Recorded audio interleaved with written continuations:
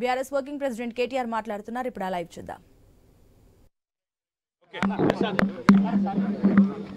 హైదరాబాద్ మహానగరాన్ని ఒక విశ్వనగరంగా తీర్చిదిద్దాలనే దృఢ సంకల్పంతో పెద్దలు మాన్యులు తెలంగాణ తొలి ముఖ్యమంత్రి కేసీఆర్ గారి నేతృత్వంలో జిహెచ్ఎంసీ పరిధిలోని ప్రతిరోజు ఉత్పత్తి అయ్యే 2000 మిలియన్ లీటర్లు ఏదైతే అంటే 2000 మిలియన్ లీటర్లు అంటే దాదాపు 20 కోట్ల లీటర్ల మురికి నీరు ఏదైతే ఉన్నదో దాన్ని సంపూర్ణంగా శుద్ధి చేయాలన్న ఉద్దేశంతో ఆనాడు దాదాపు 4000 కోట్ల రూపాయల ఖర్చుతో 31 సివరేజ్ ట్రీట్మెంట్ల ప్లాంట్లకు ఆనాడు నిర్మాణానికి శ్రీకారం చుట్టడం జరిగింది.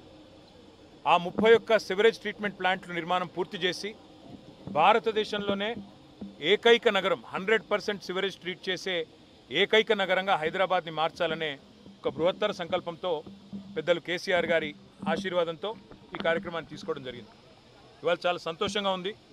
మా కూకట్పల్లి ఎమ్మెల్యే కృష్ణారావు గారి ఆహ్వానం మేరకు, పెద్దలు శ్రీనివాస్ యాదవ్ గారి ఆహ్వానం మేరకు ఇవాళ కూకట్పల్లి కాన్స్టిట్యున్సీలోని ఫతేనగర్ ఎస్టీపీ ఏదైతే ఉన్నదో ప్రారంభోత్సవానికి సిద్ధంగా ఇప్పుడు ప్రస్తుతం ట్రయల్ రన్ దశలో ఉన్న ఈ ఎస్టీపీని 133 MLDల కెపాసిటీ కలిగే ఈ ఎస్టీపీని సందర్శించడం మా గౌరవ శాసనసభ్యులందరం కూడా కలిసి పెద్దలు శ్రీమతి సబితా ఇంద్రారెడ్డి గారు, సోదరులు మాగంటి గోపీనాథ్ గారు, మరి రాజశేఖర్ రెడ్డి గారు, అదేవిధంగా శాసన మండలి సభ్యులు పెద్దలు మహమూద్ అలీ గారు, అదేవిధంగా గౌరవనీయులు షంబిపూర్ రాజు గారు, మా రాగిడి లక్ష్మారెడ్డి గారు, అదేవిధంగా మా స్థానిక కార్పొరేటర్లు అందరం కూడా కలిసి వీటిని సందర్శిస్తూ ఉన్నాం. ఇది ఎస్టీపీల సందర్శనలో ఈరోజు మొదటి అడుగు మాత్రమే.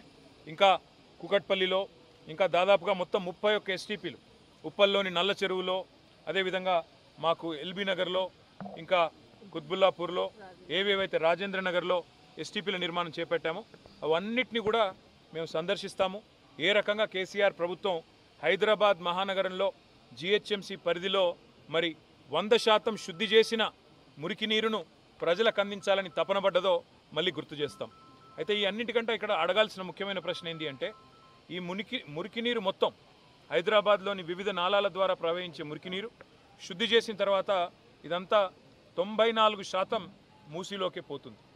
ఇవాళ ముఖ్యమంత్రి గారు మూసీని నేను సుందరీకరిస్తాను, మూసీ ప్రాజెక్టును అద్భుతంగా చేస్తాను అని మాట్లాడుతూ ఉన్నారు. మూసీలో ముఖ్యమంత్రి గారు తెలుసుకోవాల్సింది ఏంటంటే, కొత్తగా మీరు శుద్ధి చేసేదైతే ఏమీ లేదు. ఎందుకంటే ఆల్రెడీ సివరేజ్ ట్రీట్మెంట్ ప్లాంట్లు సంపూర్ణంగా మా ప్రభుత్వమే ప్రారంభించింది. అవి దాదాపుగా పూర్తయ్యే దశకు వచ్చినాయి. మీరు డబ్బులు ఇస్తే ఇంకో 2-3 నెలల్లో మొత్తం పూర్తయిపోతాయి. మరి 4000 కోట్లు ఖర్చు పెట్టి మొత్తం 100% సివరేజ్ ట్రీట్మెంట్ అయిపోయిన తర్వాత మరి వాళ్ళ ముఖ్యమంత్రి గారు ఆయన మంత్రివర్గం మాట్లాడుతున్న మాటలు, మూసీ ప్రాజెక్టు కోసం 150,000 కోట్లు ఖర్చు పెడతామని ఒకసారి, 50,000 కోట్లు అని మరొకసారి, 70,000 కోట్లు అని మరొకసారి ఏవైతే మాట్లాడుతున్నారో ఈ మాటలు చూస్తూ ఉంటే మాకు అనుమానం వస్తూ ఉన్నది. ఎందుకంటే అసలు ఉద్దేశం మూసీ సుందరీకరణనా లేక ఇంకేదన్నా ఉన్నదా అనేది కూడా ప్రజల్లో కూడా అనుమానాలు కలుగుతూ ఉన్నాయి. కాబట్టి నేను రేవంత్ రెడ్డి గారికి, మున్సిపల్ శాఖకు కూడా చెప్పేదల్లా ఒకటే, మీరు ఆల్రెడీ కేసీఆర్ గారు ఏదైతే మంచిగా వడ్డిచ్చిన విస్తరలాగా మీకు అన్ని పంచభక్ష పరమాన్నాలు పెట్టి మీకు అసలు ఒక ఇల్లు కట్టలేదన్నారు. నాకు ఆశ్చర్యం అనిపించింది. ఒక్క డబుల్ బెడ్రూమ్ ఇల్లు కట్టలేదు అని ఇదే రేవంత్ రెడ్డి గారు, ఇదే బట్టి విక్రమార్క గారు గతంలో మాట్లాడితే మా శ్రీనివాస్ యాదవ్ అన్న దగ్గరుండి బట్టి అన్నది తీసుకొని చూపెట్టిండు. ఎక్కడెక్కడ ఇల్లు కట్టినాం 1,00,000 ఇళ్ళని చూపెట్టిండు. నిన్న ముఖ్యమంత్రి గారు స్టేట్మెంట్ ఇచ్చినారు, మూసీలోని 11-12 ఆక్రమణలు ఉన్నాయి, వాటిని తొలగించేదానికి డబుల్ బెడ్రూమ్ ఇల్లు ఇస్తామని. మరి మేము కట్టని మాట నిజమే అయితే ముఖ్యమంత్రి గారు ఇప్పుడు ఎక్కడికి వెళ్ళి ఇస్తున్నావు మరి? అంటే ఇప్పటిదాకా మీరు చెప్పినవన్నీ అబద్ధాలు.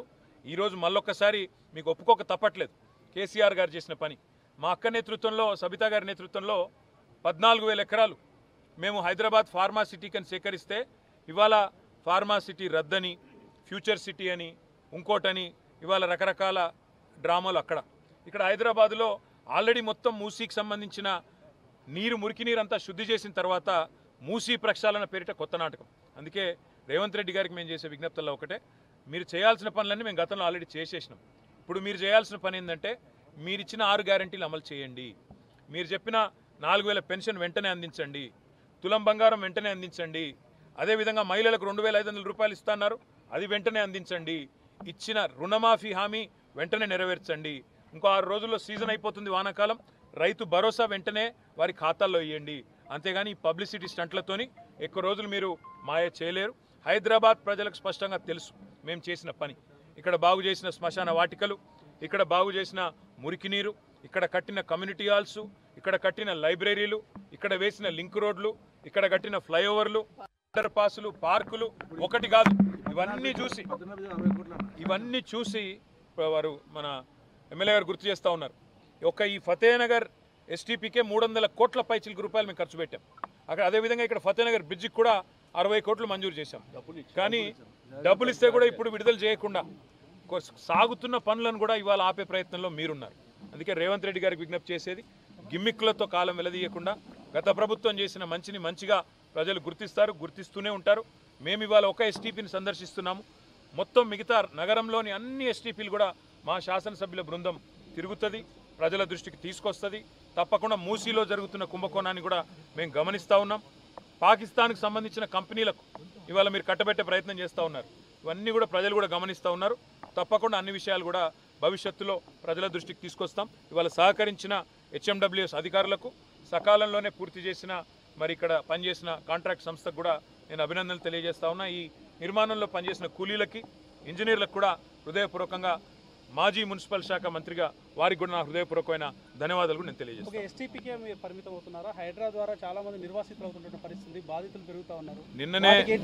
నిన్ననే మా పెద్దలు కూడా కొంతమంది శాసనసభ్యులు కూడా ఇదే మాట అడిగారు. మేము తొందరలోనే అందరం సిటీ శాసనసభ్యులు అందరం కూర్చొని ఎందుకంటే ఇవాళ పెద్దలకు ఒక న్యాయం, పేదలకు ఒక న్యాయం అన్నట్టు మంత్రులు, ఎమ్మెల్యేలు, ముఖ్యమంత్రి గారి అన్నలు, తమ్ముళ్ళు వాళ్ళనేమో ప్రభుత్వం ముట్టుకోవట్లేదు.